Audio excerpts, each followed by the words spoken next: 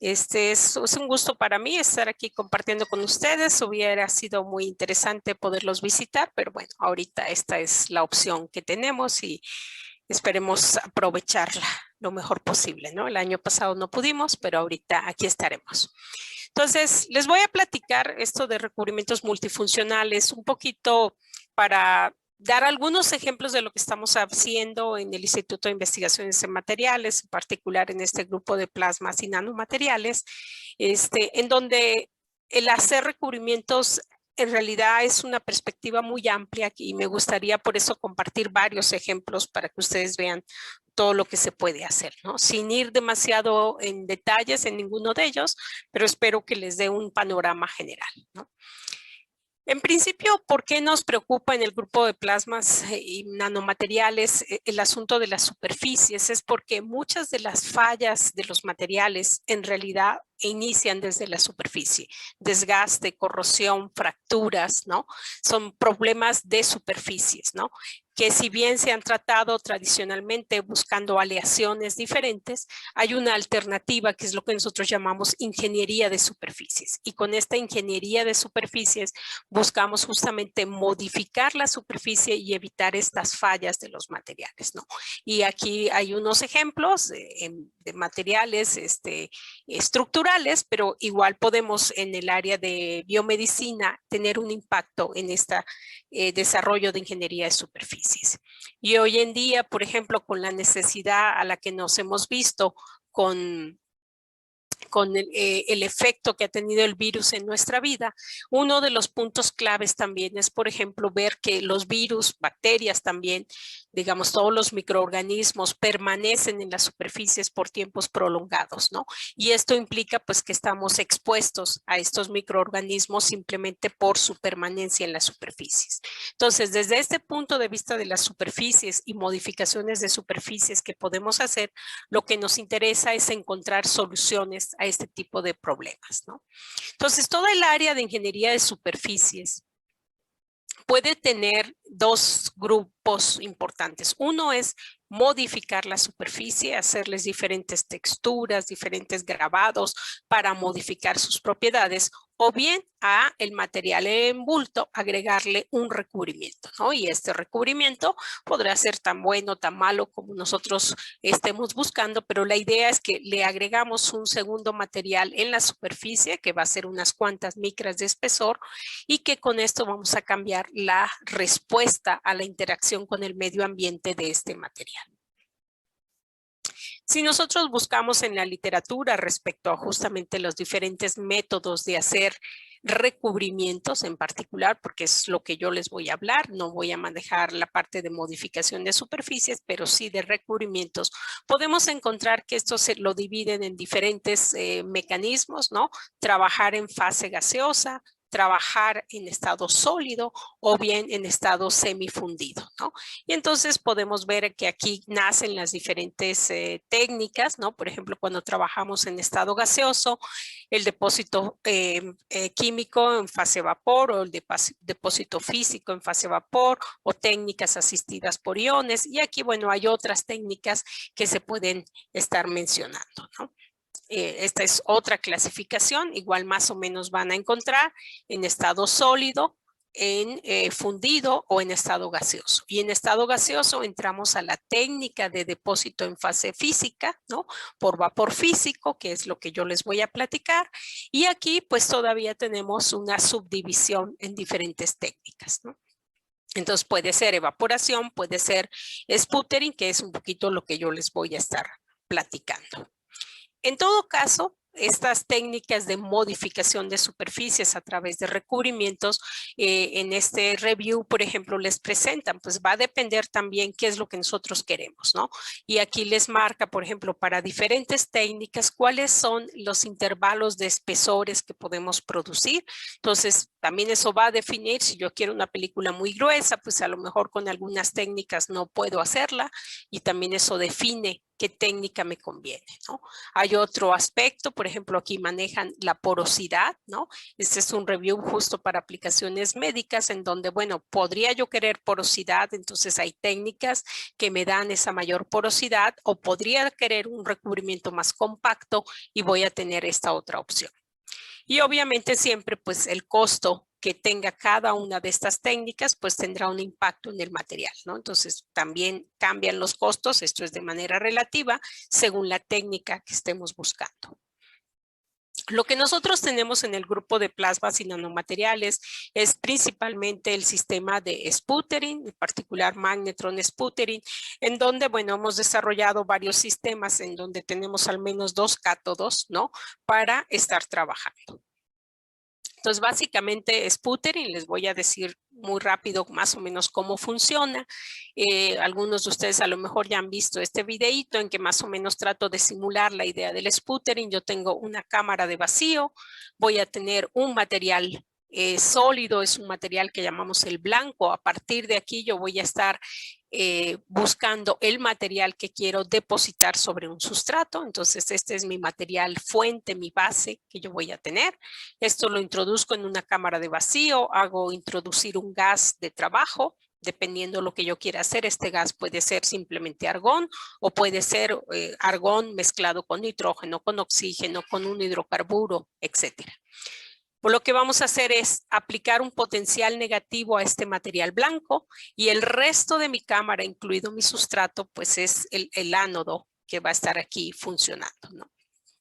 Entonces, al hacer esto, lo que vamos a hacer es generar un plasma, ¿sí? De este gas que hayamos introducido, y la característica del plasma es que tiene una alta concentración de iones y electrones que se comportan de manera colectiva, pero entonces responden a campos eléctricos.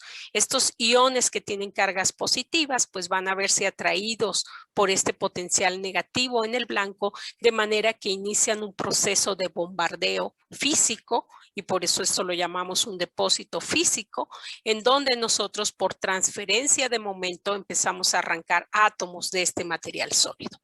Estos átomos salen expelidos a altas velocidades y al salir con altas velocidades lo que van a encontrarse pues es nuestro sustrato, donde empiezan a condensarse. Hay una alta diferencia de temperaturas entre este material blanco que sufre bombardeo y este sustrato que va a estar a un estado de mínima energía, de manera que estos tratan de condensarse sobre el sustrato, formando lo que llamamos ese recubrimiento o película delgada, ¿no? Entonces, básicamente esta es la técnica.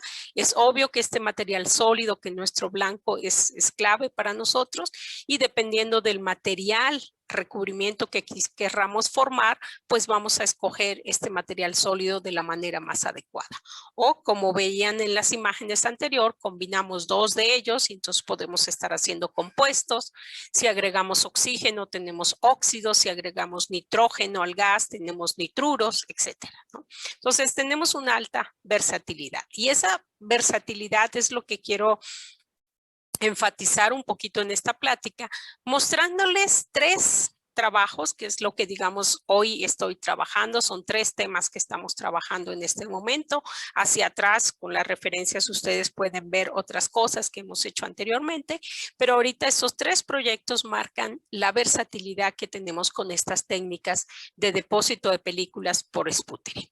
Entonces voy a empezar con un primer ejemplo y le llamo multifuncionales, justamente por esta idea, porque siempre buscamos más de una funcionalidad. Por ejemplo, aquí voy a hablarles de un recubrimiento que queremos que sea biocompatible, no citotóxico, pero que además me permita controlar la corrosión, y en particular es en aleaciones de magnesio, reducir la velocidad de degradación de estas aleaciones de magnesio, ¿no? Y luego tomaremos estos otros 2 temas para que veamos otras aplicaciones en este sentido, ¿no? Entonces empiezo con el primero. Las aleaciones de magnesio tienen muchas aplicaciones interesantes hoy en día. Hay mucho interés por ellas. Por un lado, porque pueden ser mucho más ligeras incluso que el aluminio, ¿no? Su densidad es menor y eso le puede abrir en aeronáutica o en la industria automotriz muchas aplicaciones, ¿no? En el área biomédica tiene un interés también porque esa densidad que tiene es justamente más parecida a la densidad de hueso, entonces la hace más compatible para estos implantes médicos. Pero el plus que tiene es que además el magnesio en el medio biológico se va degradando lentamente, ¿no? De hecho, se degrada y se degrada un poco más rápido de lo que quisiéramos. Pero el hecho de que se degrade es que nos va a permitir que en estas tipo de aplicaciones médicas donde estamos reparando una fractura y el aditamento que se coloca aquí solo lo quisiéramos tener durante el tiempo de reparación de la fractura, pues esta aleación, si la hacemos adecuadamente, nos permitiría ir remodelando el hueso, ¿no? Mientras que la aleación mantiene sus propiedades mecánicas, pero que una vez que, digamos, la fractura se ha curado, esta aleación se empiece a degradar y de manera que en el futuro ya no nos quede esta pieza metálica allí, ¿no? Entonces, bueno, aquí el reto es justamente ajustar los tiempos de degradación del magnesio con los tiempos de remodelación del hueso, ¿no? Y uno de los problemas que también se ha encontrado es que justamente el magnesio en su proceso de degradación, y ahorita les muestro cómo, tiene una producción de hidrógeno significativa y además aumenta el pH del medio, ¿no? Lo cual eventualmente puede dar como una respuesta de no biocompatibilidad o de cierta citotoxicidad hacia las células justamente por la alcalinización del medio y la presencia de este hidrógeno. Entonces, bueno, en ese sentido, pues necesitamos mejorar esa respuesta del magnesio. ¿Cómo es que ocurre la degradación del magnesio? Bueno, el magnesio en solución es uno de los metales que tienen potenciales más negativos, entonces él en solución va a oxidarse rápidamente. Cuando él se oxida, produce estos electrones y estos electrones que están aquí, pues van a llevar a cabo la reacción de reducción del agua y en esta reducción del agua lo que tenemos es la producción de hidrógeno. Entonces aquí ustedes ven la reacción, ¿sí? Y lo que vamos a tener es que en el medio eventualmente tenemos los grupos OH que quedan por aquí, reaccionan con los magnesio 2 más y ese magnesio 2 más entonces termina formando un hidróxido de magnesio. Este hidróxido de magnesio se va depositando en la superficie del magnesio, ¿no? De manera que a largo plazo podríamos pensar que se forma una capa pasiva que podría detener esta reacción de oxidación-reducción que tenemos aquí. Sin embargo, hay un detalle que si bien este hidróxido de magnesio no es soluble y se deposita en la superficie, eventualmente se empieza a resquebrajar. Hay un problema de la densidad, es más amplia que la del magnesio, entonces empieza a formar grietas. Y otro problema que también se ha encontrado es que en soluciones que contienen cloro, el cloro reacciona con este hidróxido de magnesio, produce este dicloruro de magnesio, el cual sí es soluble, ¿no? Entonces, después de un tiempo, lo que va a suceder es que nuevamente esta reacción en estas zonas donde el hidróxido ya bien se ha resquebrajado o bien se ha convertido a este dicloruro que es soluble, empieza nuevamente la reacción, ¿no? Entonces, volvemos a tener la oxidación, la reducción y continúa el proceso nuevamente, ¿no? Entonces, esto es algo que es muy acelerado en el magnesio y que no nos da tiempo de tener la remodelación ósea que requerimos, ¿no? Si ustedes ven los tiempos, ¿no? Va a depender de qué hueso se quiere reparar, pues dependiendo del tipo de hueso, los tiempos que se requieren que se mantenga la propiedad de integridad mecánica de la aleación de magnesio para que mantenga la fractura pueden variar, ¿no? Y el problema que se ha visto es que no, se degrada mucho antes de que estos huesos se hayan reparado. Entonces, tradicionalmente lo que se ha buscado es muchas aliantes de agregar al magnesio para justamente mejorar estas propiedades, ¿no? Entonces, aquí es un resumen de muchas aleaciones que se han colocado de magnesio y lo que se puede ver es que algunas de ellas sí logran esta meta de tener velocidades de corrosión por debajo de 0.5 milímetros por año, ¿no? Que sería como lo ideal que se está buscando. Entonces, No son muchas, pero algunas lo logran tener. La otra alternativa que se está investigando es usar recubrimientos para justamente llevar a esta meta o incluso a un control un poco más fino de esta velocidad de degradación. Entonces, nuestro proyecto empezó, estamos trabajando con el Instituto Helmholtz en Alemania. Ellos producen una aleación de magnesio sin calcio, en concentraciones muy bajas de zinc y calcio, que de por sí ya tiene muy buena velocidad de corrosión, ya es bastante baja. Pero todavía tienen ellos el interés de controlar un poco mejor. Entonces nosotros propusimos el óxido de titanio porque es algo que ya hemos estudiado y que sabemos que biológicamente estas películas que podemos producir son bastante buenas. Hicimos todo un diseño experimental para probar diferentes espesores de películas de óxido de titanio. Las depositamos sobre esta aleación de magnesio, ¿no? Aquí tenemos 2 tratamientos térmicos hechos a la aleación de magnesio para cambiar la estructura de granos, ¿no? En el magnesio depositamos las películas de óxido de titanio por magnetron sputtering y cambiamos los espesores, ¿no? Y lo que buscamos fue justamente ver si mejorábamos, si podíamos controlar, ¿no? Entonces, ¿cómo lo hacemos? Voy a irme aquí un poquito rápido. Por un lado es una evaluación electroquímica para ver estas velocidades de corrosión, en donde pues así básicamente nosotros sabemos que esta densidad de corriente de corrosión, pues si se va hacia la izquierda, tendremos menor corrosión, se va hacia la derecha, quiere decir que tenemos más velocidad de corrosión, ¿no? Entonces, claro que lo que buscamos nosotros es que esto disminuya, ¿no? O sea, que nosotros moviéramos esta densidad de corriente de corrosión hacia la izquierda, ¿sí?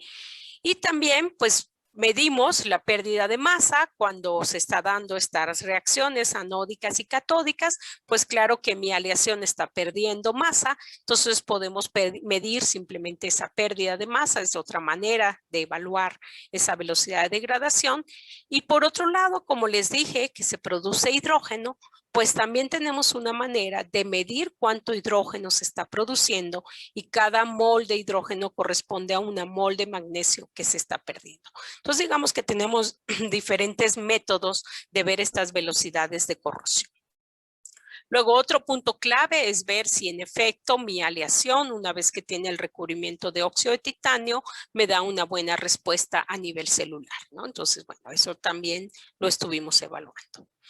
Y la sorpresa aquí que tenemos, y es un poquito para los estudiantes que vean, no siempre lo que uno propone como una hipótesis funciona. Aquí propusimos el óxido de titanio, como les digo, hicimos todo un diseño de muchas condiciones y al final lo que vemos es que siempre que poníamos el óxido de titanio teníamos una velocidad de corrosión mayor. De hecho, se ve más corroída cuando tenemos el óxido de titanio que cuando solamente tenemos la aleación. Diferentes pruebas que estuvimos haciendo, pero siempre terminábamos con velocidades de corrosión que eran mayor que la aleación sin recubrimiento. Y esta mayor corrosión desde el punto de vista electroquímico también se ve cuando hacíamos la pérdida de masa. Aquí debo decir que al inicio no hay una pérdida de masa, hay una ganancia porque los productos de corrosión que les decía puede ser el hidróxido, puede ser un carbonato, porque cuando ya estamos en un medio biológico hay muchos carbonatos, se producen carbonatos. Este dicloruro de magnesio, que si bien es soluble, también se deposita un poco en la superficie. Entonces, al principio hay una ganancia de peso y después de un tiempo de inmersión ya hay una pérdida, ¿no? Pero ustedes ven que siempre cuando hay película, que es este gris y este amarillo, o gana más pesos o pierde más pesos. Es decir, cada vez que poníamos la película sobre la aleación, todavía acelerábamos mucho más la corrosión, ¿no? En la parte de liberación de hidrógeno nos pasó lo mismo. Aquí está la cantidad de hidrógeno producido por la aleación. Cuando ponemos la película, tenemos un aumento casi del doble de esta cantidad de hidrógeno. Y lo ven aquí con las puras burbujitas cuando hay película a cuando no hay película, ¿no? Entonces, por todos lados nosotros veíamos que siempre el tener la película aceleraba la corrosión, ¿no? Entonces, el cambio en el pH también es mayor con la película y eso conllevó a que en efecto hubiera una citotoxicidad cuando había película, ¿no? O sea, esta es la aleación, no tengo una respuesta citotóxica, tengo bastante viabilidad celular. Cuando tengo película disminuye esta viabilidad celular y lo pueden ver cuando miramos el número de células también. Entonces, bueno, aquí el punto fue que al colocar el óxido de titanio, ¿no? Nosotros colocábamos la película de óxido de titanio y las pequeñas microporosidades que pudiera tener en la película hacían que en estas zonas hubiera una reacción entre el magnesio, la solución y el óxido de titanio que terminaba siendo un proceso de como un par galvánico que estuviéramos formando que aceleraba la corrosión del magnesio, ¿no? Entonces, al final, lo que nosotros veíamos es que la aleación se comportaba mejor que cuando había el recubrimiento, ¿no? Entonces, bueno, esa es una hipótesis que no nos funcionó. Pues, ¿qué alternativas tenemos? Pues, por un lado, nuestros recubrimientos estaban muy delgaditos, aunque no vimos un efecto del espesor. Pensamos que el problema de las microporosidades lo debemos evitar, lo cual podemos hacer también usando capas buffer. Usamos de titanio y no nos funcionaron, pero pues también es cambiar el óxido porque aquí hay un problema de que el magnesio es capaz de reducir al óxido de titanio y parece que lo hace de manera acelerada. Entonces, bueno, buscamos otra opción y nos dimos cuenta que el óxido de zirconio sí nos permitía, al menos desde el punto de vista electroquímico, mejorar aquí. Entonces empezamos a trabajar óxido de zirconio, lo producimos por magnetron sputtering, podemos verlo y podemos ver que en efecto buscamos el espesor que nos diera una mejor respuesta electroquímica y empezamos a hacer las pruebas. Ahora vemos que en la evolución de hidrógeno, esta es la aleación y el óxido de zirconio produce mucho menos hidrógeno. De hecho, vemos una disminución a la mitad en esta velocidad de degradación. Incluso la superficie es menos afectada, el pH también el cambio es menor, es decir, el óxido de zirconio, ¿no? Aunque a tiempos más largos no es tan grande el cambio, sí nos marca que una velocidad de corrosión es ligeramente menor, ¿no? Y vemos a nivel de la superficie, aquí hay una corrosión generalizada y aquí vemos que la película, que es esta zona lisa, pues sigue manteniéndose en el tiempo, ¿no? Entonces, bueno, con esto nos fuimos a la parte biológica, vemos el control y vemos que cuando hay el óxido de zirconio tenemos igual número de células, ¿no? No tenemos una citotoxicidad y lo podemos corroborar aquí cuando comparamos la aleación y la aleación con óxido de zirconio, diferentes técnicas para corroborar que no tenemos ahora una citotoxicidad. Entonces, lo que vimos es que, bueno, el óxido de zirconio es una buena alternativa. Todavía estamos trabajando en optimizarlo y ver si podemos alargar un poco más el tiempo. Pero bueno, vimos varias ventajas. Otra de las que vimos es que incluso la adhesión bacteriana en el óxido de zirconio se ve disminuida con respecto a en el magnesio, ¿no? Entonces, esto es algo que ya habíamos estudiado, lo corroboramos y vemos que sí, hay muy poca adhesión bacteriana en la superficie, ¿no? Pero queremos todavía como alargar un poco más los tiempos. Pero bueno, ahí ven un ejemplo en donde algo que no funciona, pensamos por qué, cómo mejorarlo y podemos encontrar una solución, ¿no? Y esa fue más o menos la solución, cambiar el tipo de óxido y crecer un poquito más el espesor. Entonces, les presento otro, ¿no? Y cambiamos totalmente de tema, en donde ahora lo que queremos es un recubrimiento duro, pero que me pueda ayudar a disminuir el coeficiente de fricción. Entonces, aquí la idea es esto es un proyecto aprobado por la Ciudad de México, en donde nosotros sabemos que hay una gran cantidad de energía que gastamos en vencer la fricción. Siempre que tenemos dos cuerpos en movimiento, va a haber esta fuerza de fricción que se opone al movimiento, ¿no? Entonces, gran parte de la energía que estamos incluyendo, este es en nuestro automóvil, esto es en una herramienta de corte, ¿no? Nosotros, un tercio alrededor se pierde justamente en vencer la fricción. Entonces, aquí la idea es que si reducimos la pérdida por fricción, disminuyendo el coeficiente de fricción, podríamos reducir el consumo de combustible y esto a su vez tiene un efecto en la emisión de gases invernaderos y por lo tanto en la contaminación. O sea que el impacto es bastante amplio, ¿no? ¿Cómo lo estamos planeando? Pues buscar hacer un recubrimiento que sea duro, pero que tenga componentes que sean autolubricantes, que puedan disminuir ese coeficiente de fricción, y lo estamos pensando alrededor de estos óxidos de vanadio. Son óxidos que, fíjense, desde 1940 este señor Magnelli ya se había dado cuenta que estos óxidos, incluido toda una familia de óxidos fase Magnelli, incluidos los de vanadio y los de titanio, pueden tener propiedades lubricantes, ¿no? Desde entonces se ha estado investigando y ustedes ven aquí referencias muy viejas, pero igual ven 2021 y seguimos investigando cómo incluir este vanadio para que me funcione como un recubrimiento autolubricante. El problema que hay es que incluimos en el recubrimiento el vanadio, por ejemplo, ¿no?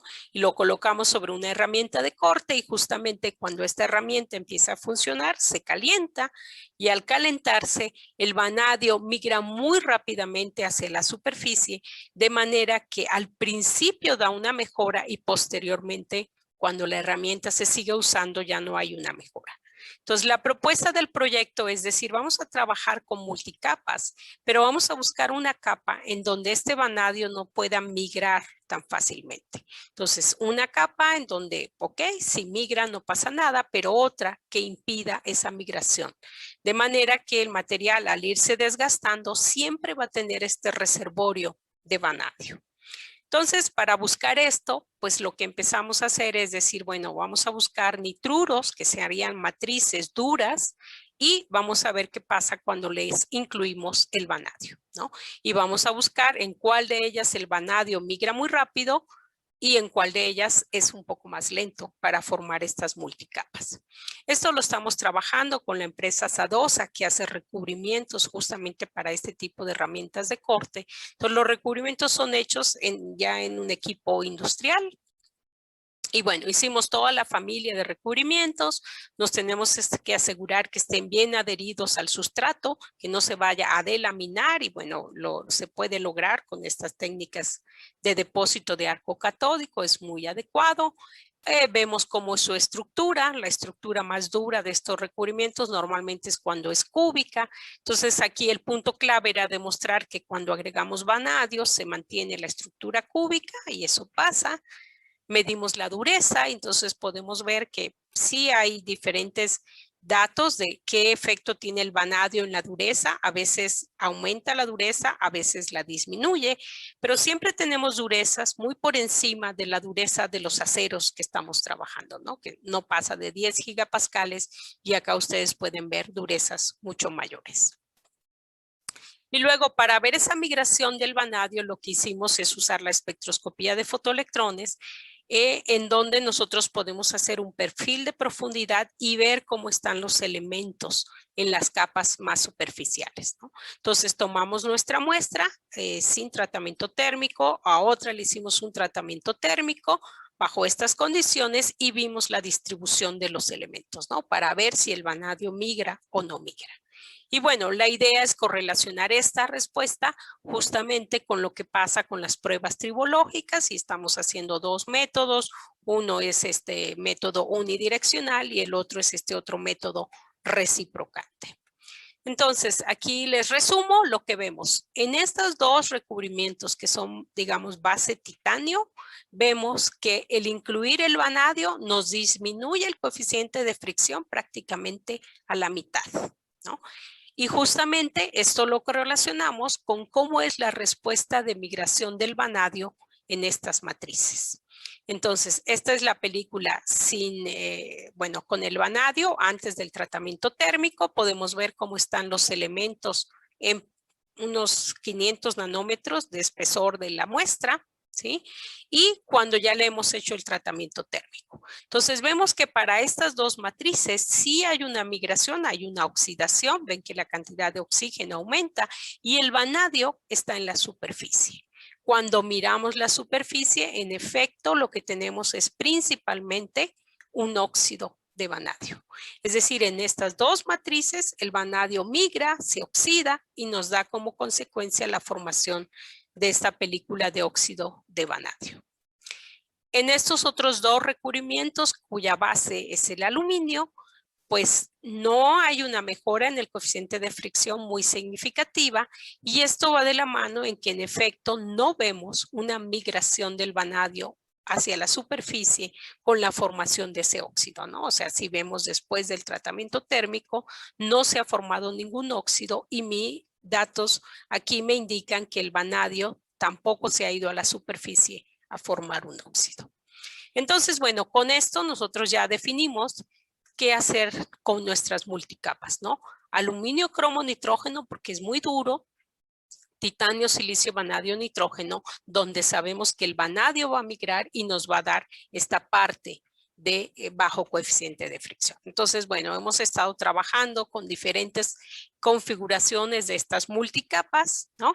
Para llevarlos ya a una prueba real, una prueba funcional, en donde lo depositemos en estos insertos y nos pongamos a hacer estos cortes, ¿no? Entonces, el ejemplo aquí que hicimos fue tomar una barra de acero y reducir en prácticamente una micra su espesor a lo largo de toda la barra, y luego mirar cómo se modificaba el punto de corte del inserto, ¿no? Entonces aquí rápidamente así les muestro si tenemos una monocapa.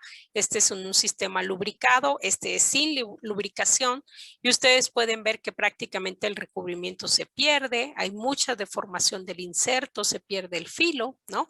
En ambas condiciones, y cuando tenemos una de estas multicapas, el cambio, el daño es muchísimo menor, ¿no? Entonces, bueno, creo que vamos por el camino adecuado de justamente encontrar estas condiciones, ¿no? Y esto es algo que está en proceso, no hemos acabado, y por eso se los dejo allí en expectativa, pero bueno, por ahí va la idea de este proyecto, ¿no? Y ya con esto entonces quiero llegar al último modelito que tenemos, que les dije, este problema de los virus en las superficies con que nos encontramos el año pasado con el inicio de la pandemia, y dijimos, bueno, podemos encontrar alguna solución en donde nosotros podamos tener aquí algún recubrimiento que impida que estas bacterias y virus proliferen, ¿no?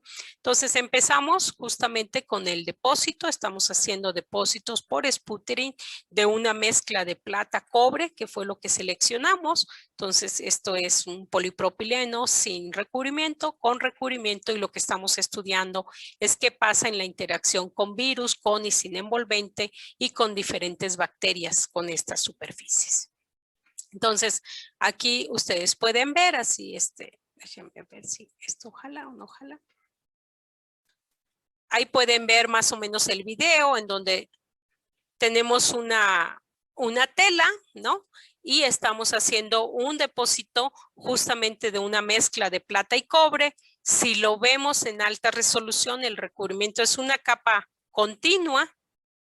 No sé cómo quitarle el ruido al video, pero bueno, la idea es que tenemos una capa continua de este recubrimiento, y lo vamos haciendo en un sistema modificado en donde ya podemos poner todo un rollo de material y hacer un depósito de manera continua, ¿no? Es una capa muy delgadita, ¿no? Aquí pueden ustedes ver el plasma y aquí pueden ver la tela, ¿no? Cómo va avanzando. Esto también es un proyecto aprobado por la Secretaría de Ciencia, Tecnología e Innovación de la Ciudad de México, en donde justamente estamos tratando de desarrollar estos recubrimientos con propiedades viricidas, bactericidas. Y bueno, aquí está lo que estamos haciendo. Estamos depositando sobre estas polipropilenos, y ustedes pueden ver que pues lo único que tenemos en la superficie es plata y cobre. En realidad es lo que estamos depositando, es una mezcla. Ahí hemos variado las concentraciones para tratar de encontrar la que mejor nos dé una respuesta. Y bueno, la idea es que cuando nosotros colocamos esta tela en una solución, pues si nosotros lo vemos, más o menos va a haber una disolución de estos iones, ¿no? Entonces, una de las preocupaciones era si esta cantidad de iones que se disuelvan, y si esto lo queremos hacer, por ejemplo, para un cubrebocas que va a estar en contacto con la piel, pudiéramos tener o no algún efecto de toxicidad, ¿no? Entonces, lo primero que hicimos fue justamente hacer la evaluación de colocar estas muestritas 4 horas, 8 horas, 24 horas en una solución, y con esta solución hacer las pruebas de viabilidad celular en células que tengan que ver con la piel, ¿no? Fibroblastos, queratinocitos, y los resultados aquí nos indican, ¿no? La tela con recubrimiento es este rosa oscuro, la tela sin recubrir, que sería este, es el rosa claro, y esto es un cubrebocas comercial de los que ustedes compran, estos quirúrgicos, ¿no? Entonces ustedes pueden ver que en ninguno de los casos, a ninguno de los tiempos tenemos una citotoxicidad, ¿no? Estos son trabajos que hace la doctora Fedra, que por ahí les estuvo platicando más temprano en la mañana, ¿no? Y bueno, también lo hicimos con otras células, ¿no? Mesenquimales, que son un poco más sensibles y aquí incluimos más telas, pero al final estamos convencidos de que la cantidad de plata, cobre que se pueda liberar en solución no va a tener un efecto citotóxico. Y luego hicimos las pruebas ya de inactivación del virus y estamos trabajando en colaboración con el doctor Juan Manuel Bello López del Hospital Juárez, en donde ellos toman muestras directas de pacientes del virus y están inoculando directamente la muestra en las superficies, ¿sí? Y con esto vemos si el virus permanece o no permanece después de cierto tiempo, ¿no? También ellos trabajan con todo un grupo de bacterias que son bacterias asociadas a las neumonías que les dan a los pacientes justamente cuando están intubados. Entonces, este grupo de bacterias también se están igual inoculando y viendo la interacción cuando nosotros tenemos el recubrimiento de plata cobre, ¿no? Entonces, en términos de la bacteria, estas son las principales bacterias que son las responsables de las neumonías nosocomiales, y lo que vemos es que a diferentes concentraciones de la inoculación, pues en las concentraciones más altas para estas dos bacterias no se logra una inhibición completa, sobre todo en los tiempos cortos, ¿no? Para las otras bacterias, sí, a cualquier concentración hay una inhibición total, desde tiempos incluso de 2 horas, ¿no? Pero digamos que a 24 horas sí ya se logra una inactivación, ¿no? Estas dos bacterias son bastante difíciles de atacar, ¿no? En términos del virus, ¿no? Directamente del virus, aquí lo que se hizo fue las pruebas por PCR directamente. Y entonces lo que vemos es esto es la muestra sin plata cobre, esta es la muestra con plata cobre, ¿no? Entonces, estos son los ciclos térmicos que tienen que hacer en los PCR. Mientras más grande sea este valor, quiere decir que hay menor cantidad de virus, ¿no? Y entonces llega un momento en el que a diferentes diluciones ya no se puede detectar el virus en la superficie.